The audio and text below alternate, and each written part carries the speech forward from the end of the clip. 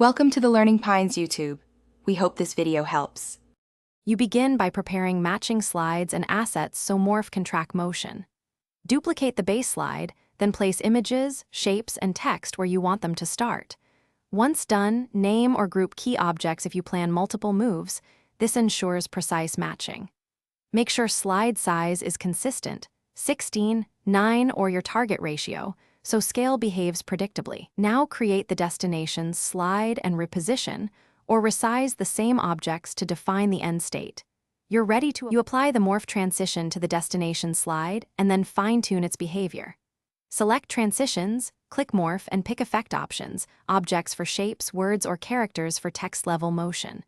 Once applied, change duration to control speed, shorter for snappy UI, longer for cinematic flow. Make incremental adjustments to object placement and grouping, then preview.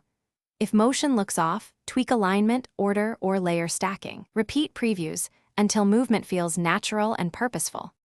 You finalize by polishing transitions, testing in slideshow mode, and exporting the result. Walk through the slides to verify timing and easing, adjust duration or reposition objects to fix any drift. When satisfied, export to MP4 or record narration with record slide show for a finished video. If Morph doesn't animate as expected, check that objects are truly identical or grouped and confirm no invisible duplicates exist. As a quick fix, recreate the destination slide from the original and reapply Morph. This resolves most issues. Thanks for watching.